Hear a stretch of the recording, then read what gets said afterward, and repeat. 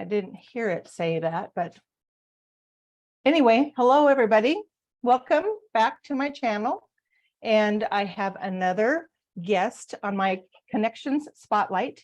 I'm introducing Juliana to you. She has become a friend as well. So I would like to introduce her with a short little paragraph here.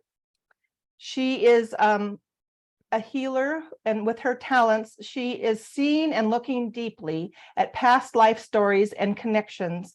And it's a powerful way to clear what is holding us back, getting in our way, or finding what needs to be resolved or healed.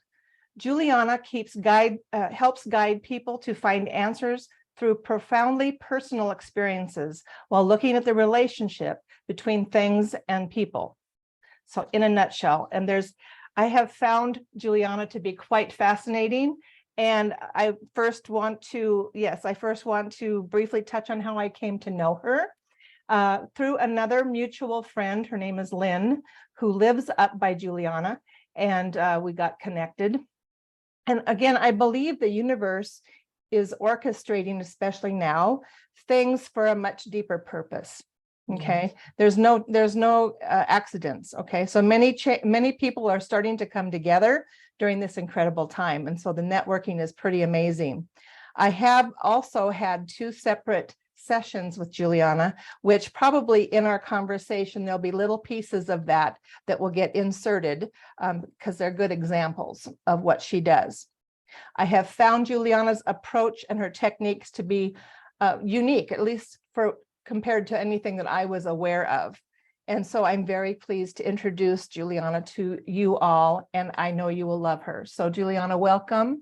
Hi, Yeah. Thank you. And thank you for this opportunity. Conversations with you are always so great. So I'm really perfect. Thank you. Thank you. Yeah, it's just like, because my sessions with you were in person. So it's just like we're chilling out, and having a conversation.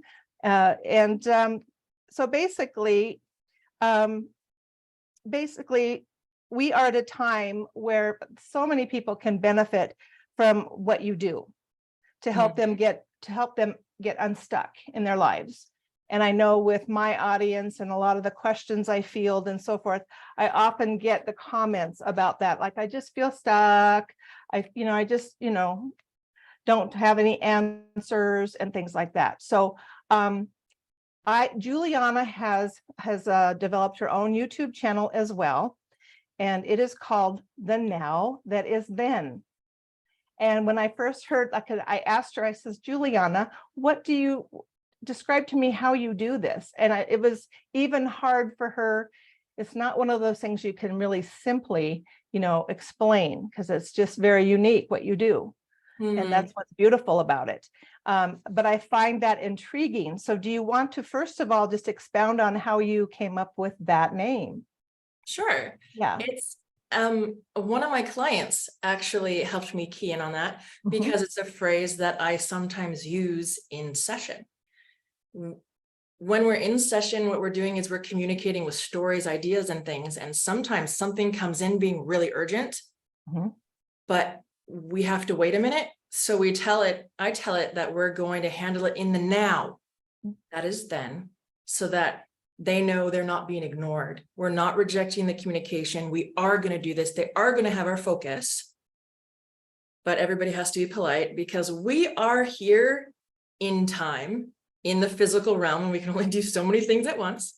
So it's a way to reassure what's going on, and also kind of a reminder that time is an illusion. So the things we're working with are accessible to us, even though we're sitting in our own time zones. Right. I remember when I was first talking with you, and I would kind of ask little questions, because that's what I do. I ask lots of questions, and can't help that. And, you just would come back with something so unique. I almost didn't have an answer for it, which is unusual. And but the time is an illusion too. I've heard that many times. And there's just so much of this that's hard, that takes a while to wrap your head around how this works. So but that's beautiful. And I'm really loving that catchy title, or that name, more and more all the time. So what I am going to do, because this is so interesting what she does. I told Juliana just recently did like an 8.5 minute short little video on her channel that explains pretty much what a session will entail and kind of what she does. So I kind of took cliff notes from that, and we're going to just kind of go down the line and expound on that a little bit today. I think that would give us, keep us from going down a rabbit hole or something, because they very easily could. So what I'm going to say is, first of all, her sessions. What do her sessions entail? What do they consist of? They consist of quite a few different things. So the first thing we'll talk about is past life clearing. And if Juliana wants to expound on these as I'm going, please. Oh, okay, yeah, I'll jump in. Yeah. So, past life clearing is probably the easiest phrase that most folks can get an understanding of what's going on. Why past lives and why clearing? Well, past lives because you've participated in a lot of stories. You've existed here, you've existed there, you've existed there, you've here, and you have accumulated lots of beautiful and full experiences.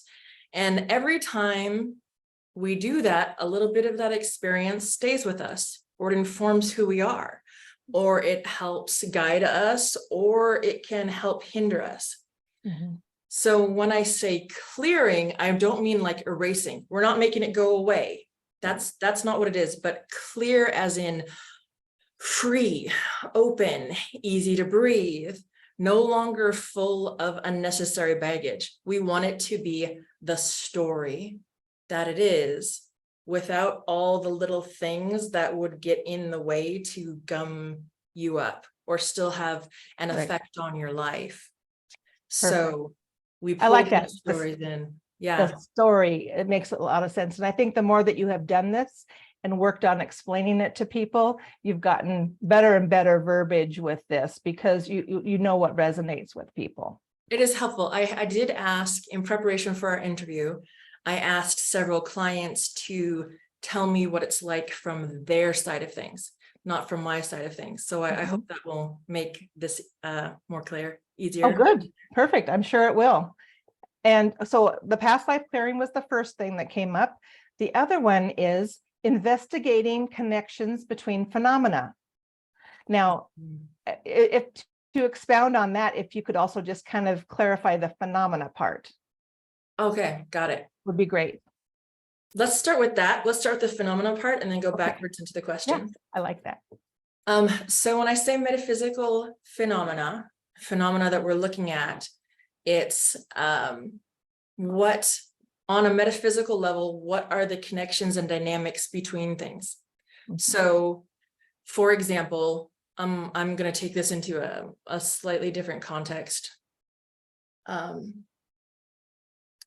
If you brought a contractor into your home to fix your air conditioning or your heating, you would come in and say, this is going on and this room's really cold, but that room is really hot and it isn't working.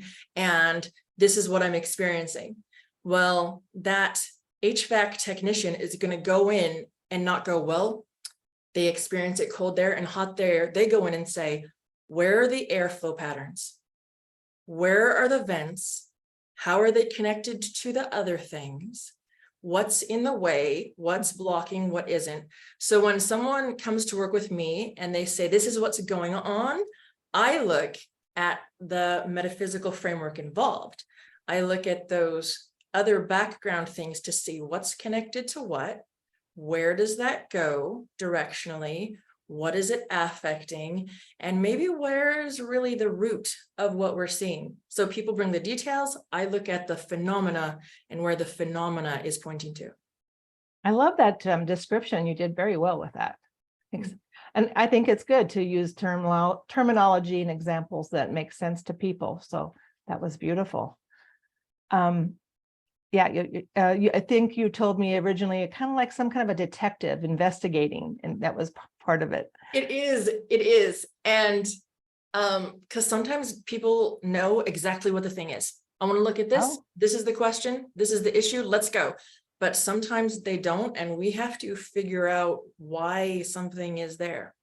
And in conversation with someone once, they said, "You're a meta detective. You're a metaphysical detective." Because really,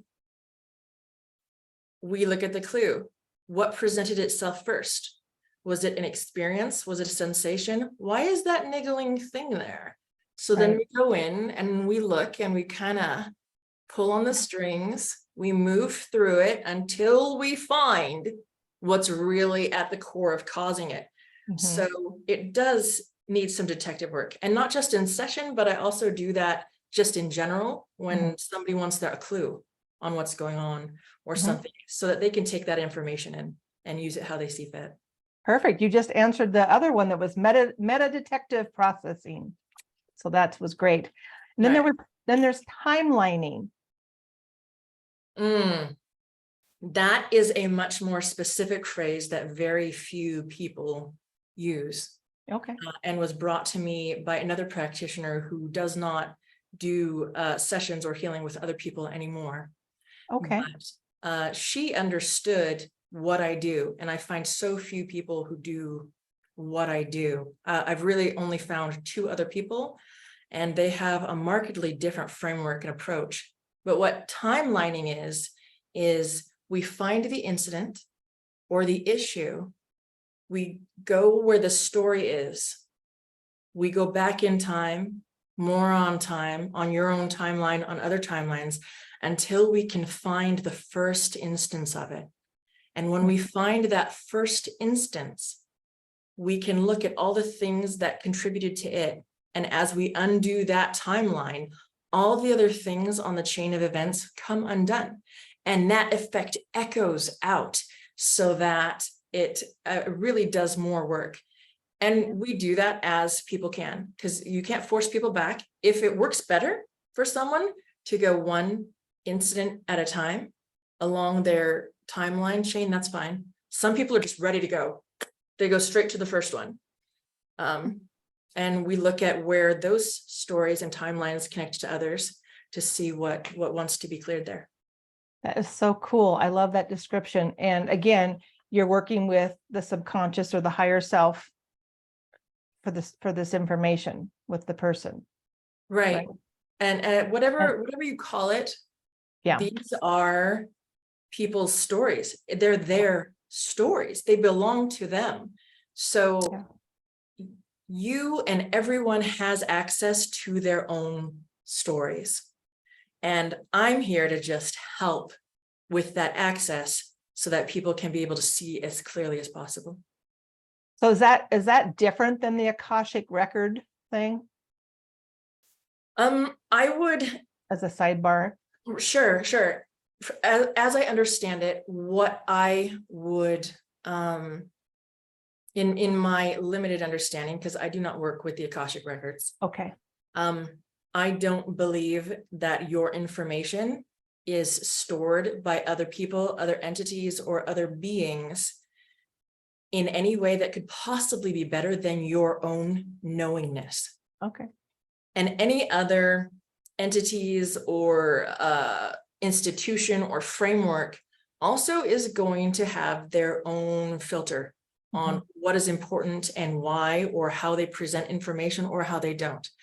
But really, it's all freely available to you, and freedom of the information and your freedom, my freedom, clients' freedoms, the entities we're working with, freedom is the goal.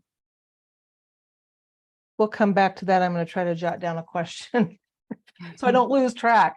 Like I said, I just love the way you explain it. And because of the work that you do and how succinctly specific and different it is, you know, you're answering a general question that somebody might have like this in a different way. So that's beautiful.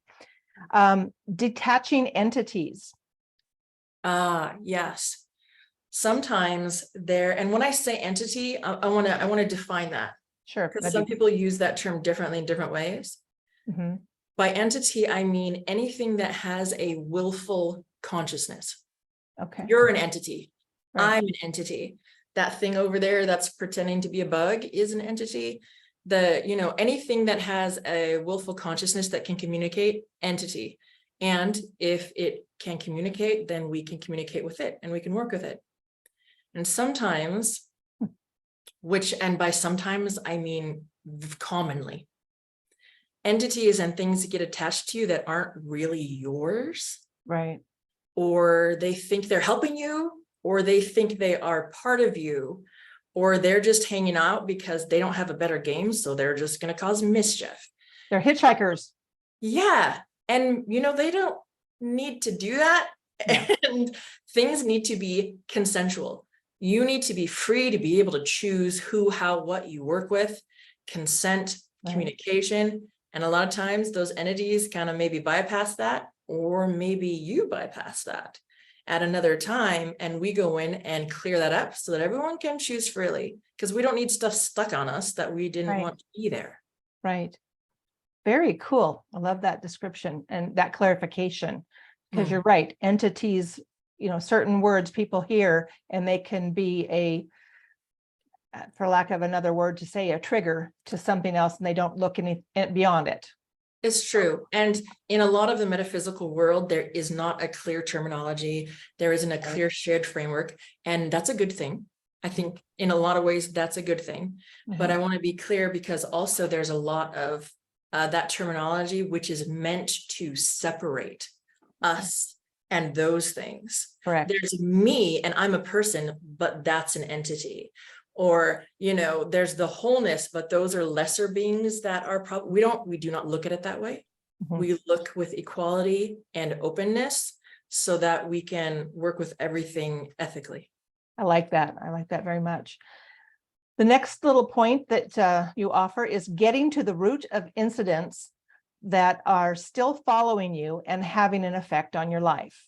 That is the thing that people most work with me for.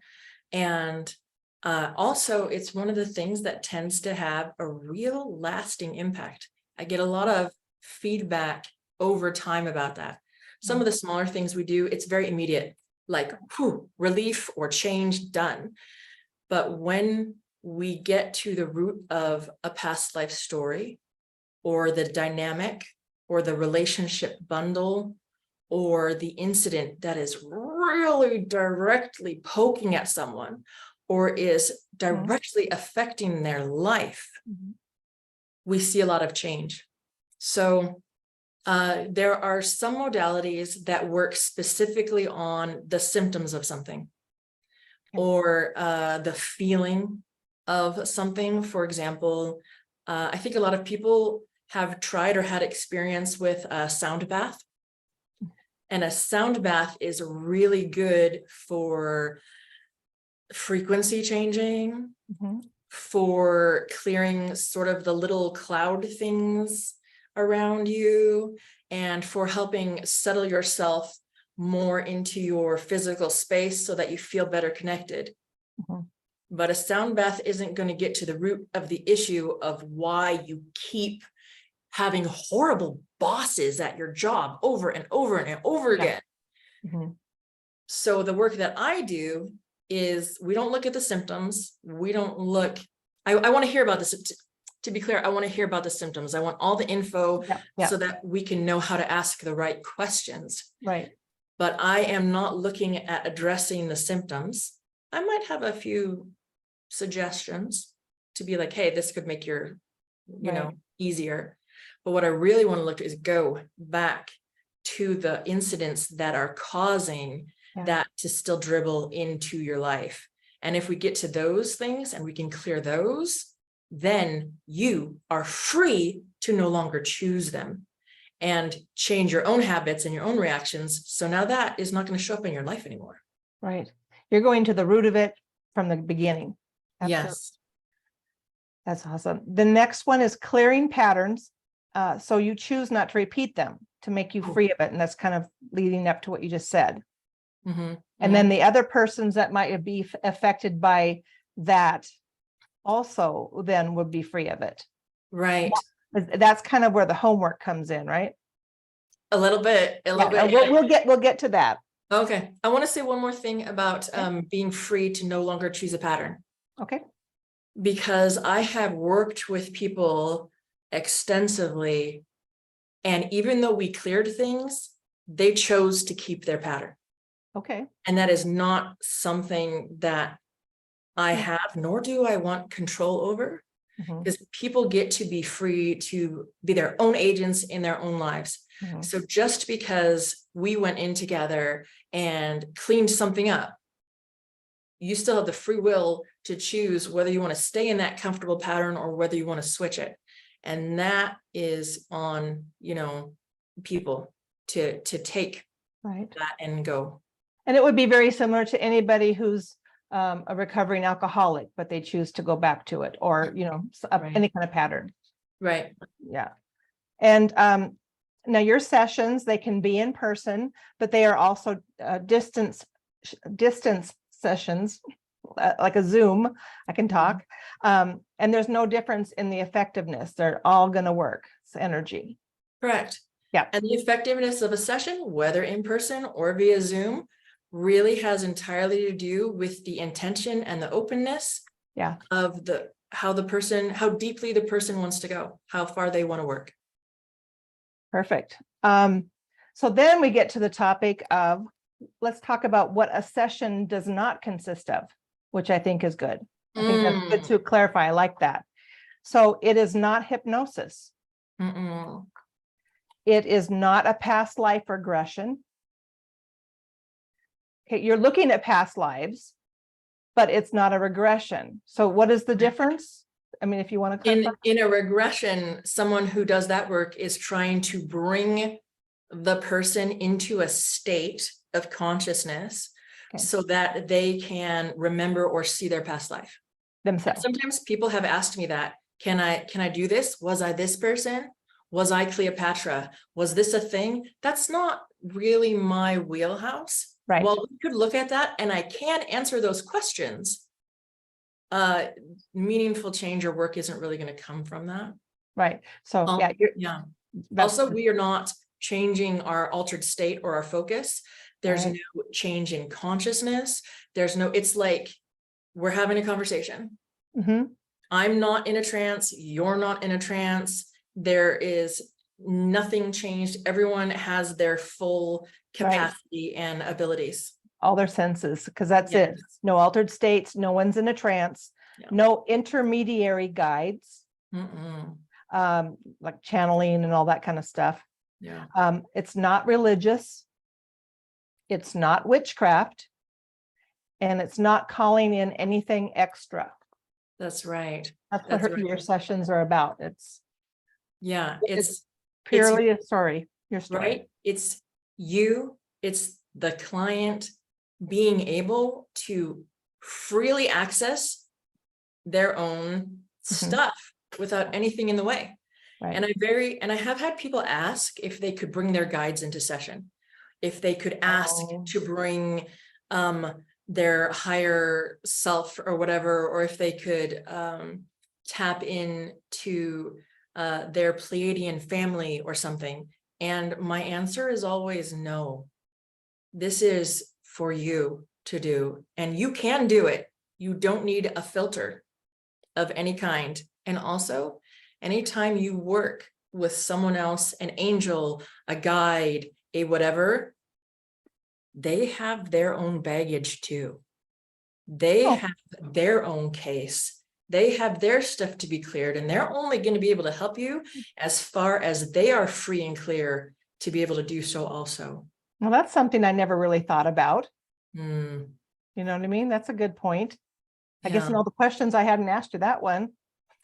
It's like on the internet or something. It's a meme. Someone else said it that, well, but it's spiritual. It's a spiritual demon. It's like an angel, a thing. It's spiritual. It must be good.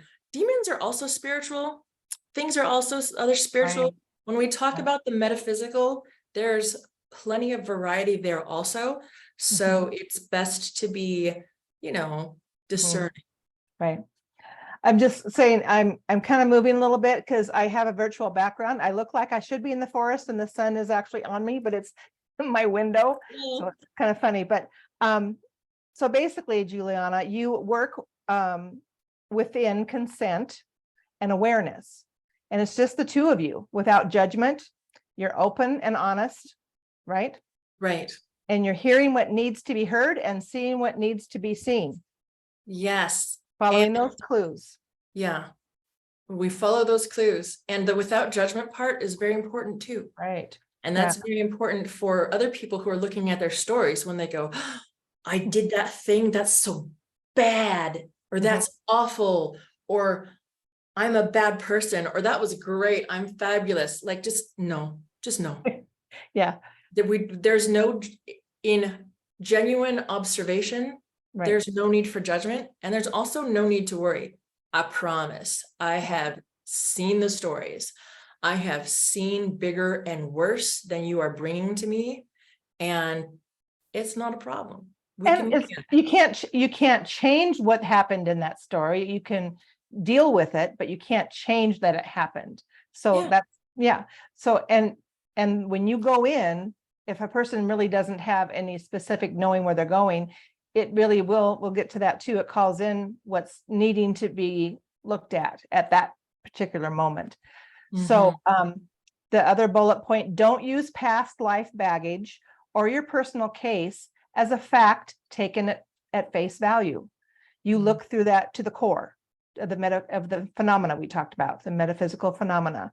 So is there a specific question or an angle that you want to come from, or what is the squeaky wheel? That's what I love when you would say, this is the squeaky wheel. This is where we're going. This thing wants attention really loud. I think we should Yeah. look at that one. Yeah. Because no need to go back and look at something that was happy or joyous. And you use the example of, I mean, like things that need attention because they need to be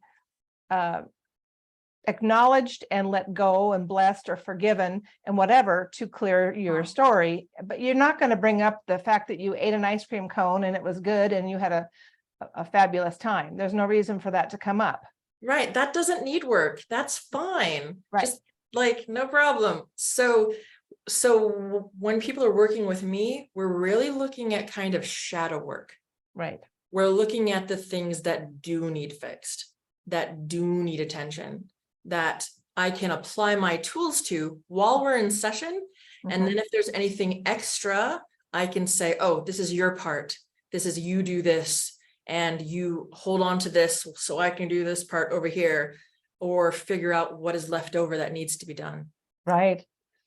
The other thing, cannot force or predict what comes up. And it can be surprising, and it is. The topic of attention will not be ignored or left hanging. You will leave them in a place that can be handled in the now that is then. So say the session, it isn't completed at the end of the session, you will not ignore it. You will take care of it. Right. And I won't stop at a place unless I feel like everything is acceptably settled down.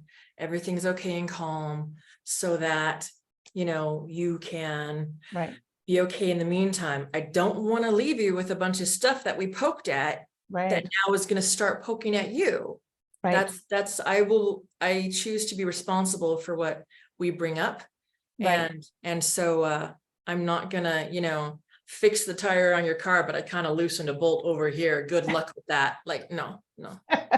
Well, that goes to the next one. We will not reject the workbook communication. Is that what you said? When something needs our attention, basically the ethical approach, you know, not stirring the pot, like you just said, or poking the bear and walking away. Your examples are humorous, but real. You know, I mean, that's really what it is. They're pretty close. Yeah. And it's, we don't reject workable communication, because also there's been occasions where something comes and they just don't want to be workable. They just want to be little troublemakers. Yeah. I had a few of those. Rude. And I don't allow rudeness in my sessions. If they want to be workable, great. Otherwise they can sit over there for a while. In the corner. Yeah. Yes. We don't want rude. Not at all. And basically you want to plan a 2-hour time slot for your session. Sometimes it's kind of done before that and whatnot, but about 2 hours. That seems to be the average that it takes to really get into something. And or probably also about the limit to what you want to put somebody through with what you're doing. Yes. Because too much of anything that is important needs to have a time limit. Right. And it is work. We are doing work. And it can be tiring, and I want you and I want me to also be able to rest from it so that we can do a good job. Right. So let me go on. And it says, when you work, you commonly move a lot. And I can attest that you will move a lot. Gestures, positioning, because you often feel everything. Okay. Pain included. But the pain that you feel is fleeting. So it's not gonna, you're not harmed. Right. Sometimes everything's very authentic or unhindered. So maybe some profanity, some cuss words come out or whatnot. But basically the intensity is personalized to your session. And I will give you an example of one of my sessions with Juliana. We're going along and she all of a sudden gets a case of hiccups. And she kind of not hiccups, burping. She's belching. That's what it is. And, tasting like maybe, like beer. And we were talking about somebody in my lifetime that was, at the saloon, drinking beer.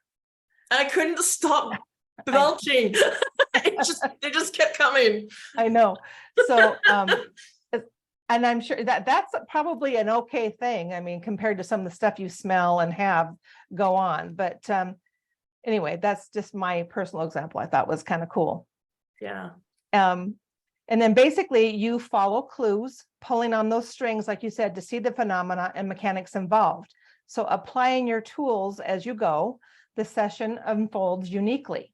And it should do that. Okay. The session requires, this is the biggie, everybody. The session requires your participation. Okay. You need to focus with attentiveness. She just doesn't go in and fix it for you. So, and again, an example for me is generally if you come in and you all of a sudden get to be aware of maybe this nefarious lifetime and you caused lots of damage, or it wasn't a good lifetime and you harmed people. There was some homework for me to do both times. Acknowledging that person, sending them love, saying, I realize what I did now, I am sorry.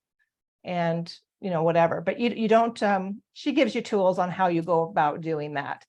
And the second time it was actually a person that I was not nice to, that I didn't think they passed from what I did, but I basically just kind of ignored them and didn't have anything to do with them for the rest of my life. And it hurt that person deeply. And she said, and this is a person that came back in this lifetime for me. And at the time, I just really couldn't think of who that would be. But later on that night, I was asking, and like, is it family? It wasn't family, but it turned out, I feel really confident that it was a childhood friend.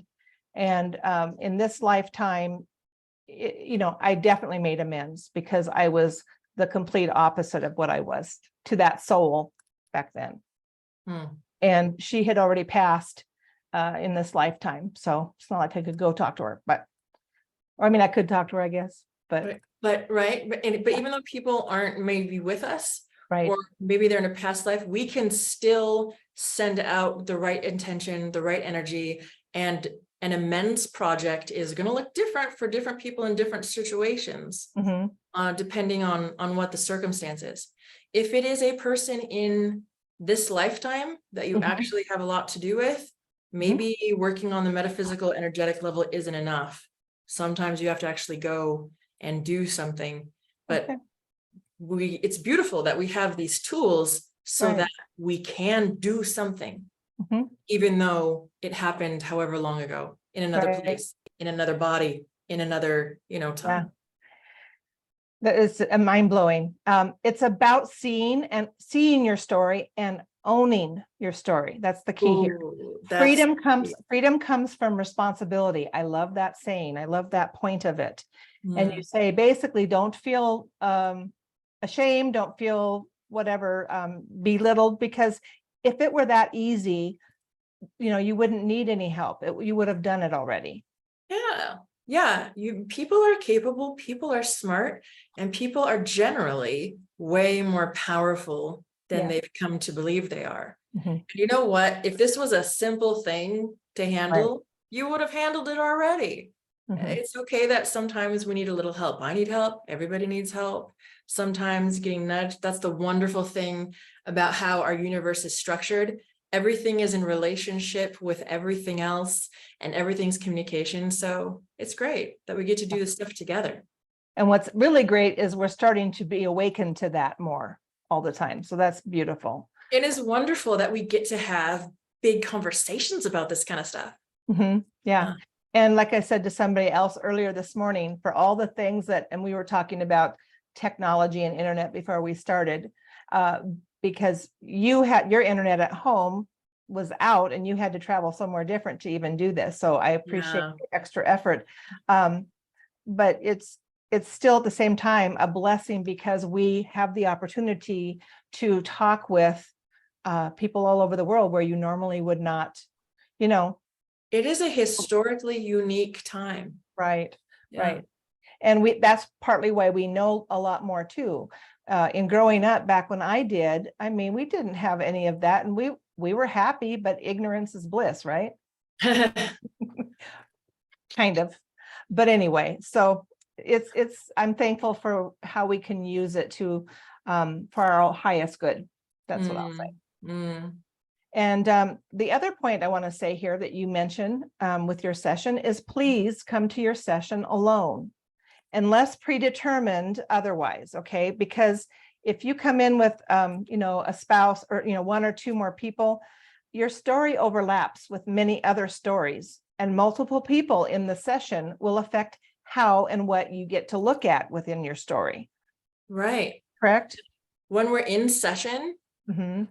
in the moment of session, we look at what's there, what is going on there. When other people are there, they bring their stuff with them also. And if someone's in your life, I guarantee you have past lives with them. You have past baggage with that person. And so if we're trying to look at just you and your path on things, we're not looking at a group dynamic. We really just want to make things as clear and tidily prepared, focused for our session as possible. Have you done many sessions with more than one person, or is there a certain scenario or reason why you would do that? Good question. I don't usually work with groups just because not a lot of people want to. And Yes, not a lot of people are at a level where they want to openly acknowledge with the people around them that I killed you and you killed me and I stole your stuff and that happened. And you know that like elephant in the room that we don't talk about, now we have to talk about it. So not a ton of people like to do that. Makes sense. But it's always an option, always. Or sometimes we'll work on, for example, a group of siblings, somebody that has a group connection in common. And there are times when I have been working on an individual's thing, but there were other people in the room or there were other people kind of assisting. And this is how I know from experience, it really does get in the way. It never doesn't get in the way. Gotcha. And I'm pretty good at seeing that's yours, wait, is that mine? That's mine, that's what's going on. But it does create more work. And so I in what I'm doing am constantly kind of being like, that's over there, that's this, is that related? No, it's not. But keeping it simple means we can be more effective. Yeah, that makes total sense. I was just wondering if there's, and that makes sense, emergent or certain situations, but like when you say siblings or a commonality that you have to kind of get to, I suppose. Cool. Yeah. And then basically, you do in the session ask the participant or the person that you're doing the session with to share their feelings, any feelings or symptoms, anything even small like an itch or nauseous or a smell, anything. Share it during the session because it will help you, right? It brings clue to the answers to the questions, and or you could be moving something around in the whole, shifting things, right? Right. Yes. So, and as a culture, we're also very, it's very ingrained in us to be polite and private about our experience, about what we're doing, about what we're feeling, about what is going on in this moment. And there's good reasons in our sociocultural structure for that. But in session, we really want to hear all of it. Because if I'm looking at a story, I'll be like, oh, this experience, there's something, and then a client will say, like, oh, my stomach hurts right now, or like, wow, I'm really hungry. Like well, I can tell if that's related to what we're looking at or not. And if it's related, that is a good clue. So we can follow and help bring the story more forward. But, if, you have a little itch on your foot, great, no problem. Still, thank you for telling me. Yeah. But maybe you have an itch on your foot because that was a dog in your past life nudging you or something. So, speak up about it. And sometimes I have had moments where I go, what is that? What is that thing? And we'll go and we'll take that thing and I will move it around on purpose to see if there's a reaction, to see if there's a change or to see how it reacts. And those moments are especially helpful when people say, that's pulling on my rib cage or that part of my body that I asked you to look at. I am feeling it right now. And then we get to know we're on top of it. Yeah, exactly. And that was I got to experience a little bit of that too, how that happens. That's very cool. You also say, come to the session sober and alert. No, nothing altering you. And then alert you to medications. And when you say medications, there's certain medications that will be more of an issue than others, that adds a layer and can affect things. So as long as you're aware, it doesn't mean that she's gonna tell you to dismiss what your doctor tells you to do. That's not it. No. And again, no judgment. It doesn't matter what it is or what it isn't, but sometimes, here's an example that I can share from a session I did with someone. We were so close. We could just feel it. We were so close to the communication of the story and the incident and the thing, and it would be good. And then it would just get like really blurry. And so I tried a different question. I tried different angle, would get really close. It was really good, but then we'd get just like a little blurry. And every time it got blurry, I would start feeling a little off. And that's a communication. We could have saved a lot of time by knowing that the client had had 5 beers the night before. And what we were keying into was the alcohol feeling.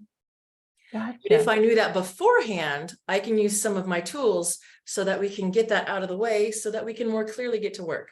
Yeah. So it's not just about having that, that alcohol or that, cannabis or whatever right before the session. It could be the night before. How many days before for you? On an academic level, I can't tell exactly, but on a practical level, doing sessions 2 to 3 days before is useful. But really, it's really within 48 hours that it seems to have the greatest effect. Yeah. Well, all these things, and then because a lot of people mistakenly, a lot of people will use all those things to try to numb themselves or to get their experience or whatever. So that's not what we want, right? Right. Yeah. There was a fellow who's like, look, I did a bunch of shrooms and they really helped me see the thing. And this is the deal.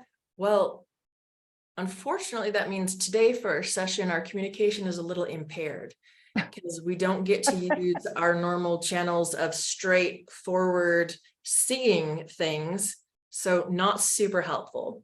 Then there are basic things that people need to use, like ibuprofen or aspirin or something, or a, prescribed pharmaceutical to treat your condition.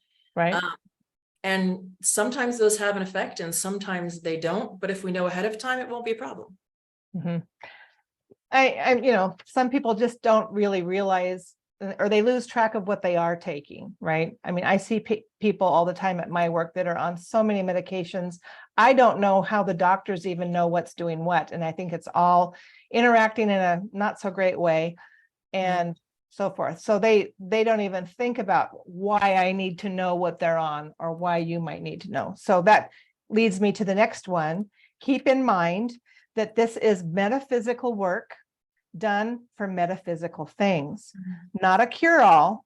We want to use the right tools for the right things. Like physical health needs physical tools. So this is where, if you want to kind of give an example, and it was one of my questions, the way that explaining the approach to things, there's metaphysical, and that was like the singing bowls. There's allopathic, which is what we're used to in conventional medicine with pharmaceuticals. And then there's your naturopathic ways and stuff. Is there any?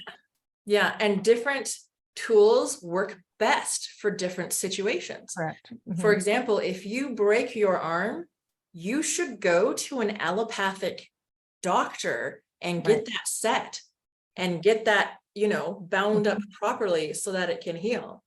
You shouldn't show up at the naturopath office for that. Maybe you go to the naturopath afterwards to get the things that are going to boost your body to finish healing it properly. If you break your arm, do not come to me. I am not going to be able to help you with your arm. Maybe after a while, and after that's healed nicely, we can look into stories that are connected to you breaking your arm, and we can get those cleared. Yeah. And then that will free that up for healing better also. But if you come to me looking for me to fix your chronic stomach acid problem, that's not how this works. That is a real physical situation that needs physical type treatments. We can look at stories. Why does this keep coming up? Or why, when it comes up, do I feel really scared? Why, when it comes up, I feel like I need to isolate myself? Or why, when it comes up, do these other things also come up all at the same time? I can help you with that. And we can apply them as a physical tools on the metaphysical level. And since everything is connected, it's going to have an effect. But, that belongs there and that belongs there. I always found it intriguing. Like, can you kind of explain, like, how, when you're seeing what you're seeing and looking into things, you said it was densities, right? You see densities? Right. When the details of stories are communicated, however they're communicated, right? Okay. A color or a sensation you mentioned before, maybe a time period, a person, a place, a thing, right? But the metaphysical phenomena I'm seeing, I experience it as though I'm seeing denseness or thickness or a viscosity in the metaphysical side of things. So, for example, I am a cluster, which is a bunch of entities that think that they're all one thing because an incident happened to them that was so intense that now they're this thing now. That looks like a really opaque, sort of usually ball or sphere shape. And whether it's liquid looking or whether it's coruscating, or whether it presents as solid and unmoving, metaphysically, that gives me indications on what the right questions to ask and what the right tools are used. On a metaphysical level, a line of energy is flowing differently than just the normal matter energy that's everywhere. So it has a different viscosity as I'm seeing it. That's interesting. Like viscosity, densities, and then, like you said, colors. And I don't work with colors very much.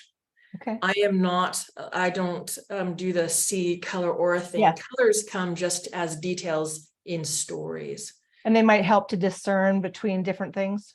Right. Yeah. So again, your work allows us to get rid of our baggage, allows growth and healing to happen smoothly. Now this is the other point, guys. She will not remember the session or take notes of your session. And she will not record it. And the reasons for this will be several.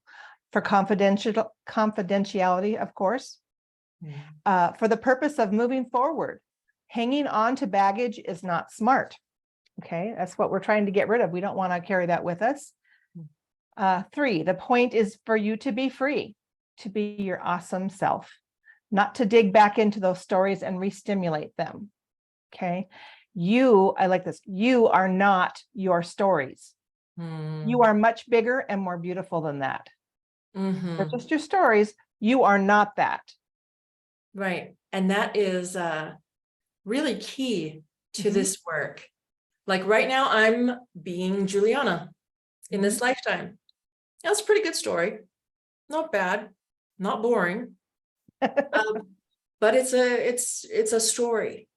Who I really am at the core of my existence is bigger, fuller, and beyond this. So I don't want to be stuck in this story. Don't want to be stuck in another story. Don't want to over-identify with any of that. That having been said, there are things that can come up repeatedly in stories. For example, someone who had a soldier or warrior lifetime usually has had more than one of those lifetimes because they like that game. They like that angle on things. But still, it's not for holding on to. You did it. Done did it. It's done. You're doing this now. Don't And that's part of why we come back. We come back for new experiences and new stories. But and that goes right into, when you say, I was going to ask, because as I talk to a variety of people who are helping people with their modalities, whatever it might be, particularly people who are psychic, seers and things like that. As children, I mean, these kind of abilities or gifts, they were born with them, and they might have caused a lot of problems in their life as they were growing up because they were shushed, they were made fun of. That's the little girl and she's having a tea party with her friend. Right. Well, the friend is really there. Did you have any awareness of that as a child, a youngster, where you had to squelch it? Oh, yeah. Squelch it. I have seen things ever since I was very little. Wow. But I didn't have anyone to help guide me in understanding what I was seeing. So it was a little scary at times, right? Yeah. And not understanding that the things that I see can't really hurt me. They can if you haven't handled your stuff. But I didn't know that. I didn't know whether it was good or bad, or if I talked about it, why are you trying to get so much attention? Why are you that's a great imagination. Good job. But we're done now. You can stop talking about it now. Right. So and even though I grew up in a religious household, I had a very old school Roman Catholic parent on one side and LDS parent on the other side. So the idea of spiritual or metaphysical things wasn't bizarre, but it just wasn't for me, or I was doing it wrong, or I just didn't understand. So I did squelch it and I did make it quiet because everybody wants to survive in this situation that they're in.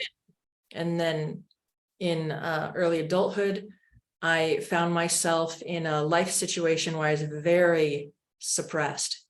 And when you're in a very suppressed, controlled situation, your gifts don't get to flourish. Again, that kind of survival mode thing. But one of the ways I found my way out was by people who were trying to help nourish that, who said, oh, you can do and see. And I had some healers and practitioners that were helping me out during that time. Right. And they helped me remember that what I'm seeing is real. I'm not making this up. There's outside verification of everything that I'm doing. And so I got to find it again. I appreciate you sharing that, because that seems to be a common thread along you guys, the people who are doing such great work for people these days. Interesting, isn't it? Well, it is interesting. And the then that is now, or it's just, it is really interesting. And you were vilified, if not, I mean, you validated, and not without a lot of trial, a lot of, probably unhappy times and whatnot. So for anybody listening, and being more open to our young ones too, which we know they come in without the veil at this point, you know what I mean? They are, be open and don't poo-poo what they're saying, essentially. Let people be themselves. Yeah. Yeah. So I appreciate that. Well, how long have you been taking appointments and helping people like that with your, like really seriously doing what you're doing? About 2.5. Speaking of things, time is funny sometimes. As I try to remember this, 2.5 or 3 years now, and I've only done it by word of mouth. But as it has happened, word of mouth got kind of big and bigger. And as I learned that not very many people actually do what I do. Yes. I'm feeling more pushed. I'm feeling the impetus to really get out there and offer it. Well, understanding that you came here at this time to do this thing, and this is your thing now. This is your mission, your gift, and that's awesome. So I'm glad that you're doing it. I'm glad I met you. And real quick too, like I say, you don't do you, like, you're not tuning into life events, like for instance, our world events, like the Maui fires and stuff like that. Is that something that you do? No. Okay. I'm really called to work with individuals and groups of entities. And whether that's you and me physically in person, or an entity that comes to me asking for help, or other things, that's what I'm doing. And from my perspective, as someone who does the timelining work that I do, nothing that's happening on a large scale is unique. Nothing that this has all happened before. I've seen it all in a bunch of lifetimes. And the universe did not call and say, please fix me. The world did not come to me and say, please be my hero. No. What I'm doing is helping people handle their own stuff, that which is in their purview. Maui fires are not in my purview. Well, I just want to be clear that you're so unique with what you do, that you're not like other people seeking the answers that they're seeking. Right. But really quickly, when you say, our own story, our own information is freely available information to us. How would you say to people that they would be able to go to find that on their own? Or is there a process? Just understanding and knowing that it's yours is enough. Will it pop up when it needs to pop up? Yeah. You have a bunch of stories. Yeah. You're not going to handle them all in one night. No. The thing that will come forward is the thing that most needs attention now. And also the body you're in has an effect on it also. The genetics of my lifetime here is also going to call on certain specific stories and connections of my past that are for me to deal with right now in this lifetime. For example, if I were male and living in another cultural society, different stories would be triggered to come up and to deal with. Different things would need attention. You have a lot. There's plenty of time. Yeah. Handle it as it comes. Thinking that you need to go in and fix all of it or else is not sane. Right. Yeah. This has been such a wonderful chat, getting to know you and going through all those little bullet points and letting you explain.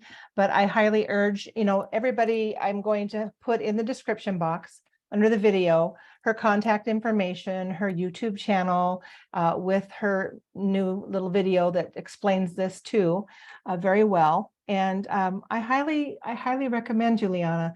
if you're looking to, well, if any of what we talked about resonates with you at this moment, okay?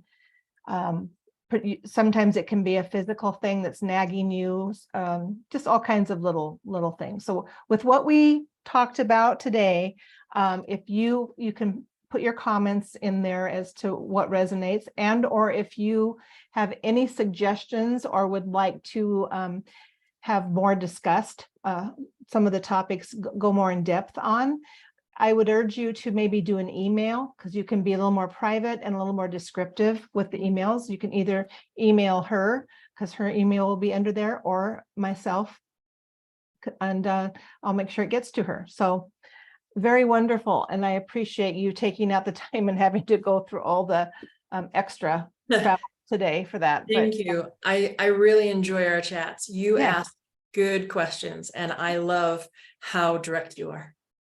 Oh yeah, that is that's one of those things that as a youngster probably didn't do me a lot of good or whatever, but it's helping me now. So there you go. So anyway, people, appreciate you listening, and I hope you enjoyed this. And we'll talk later. Until next time, thank you so much.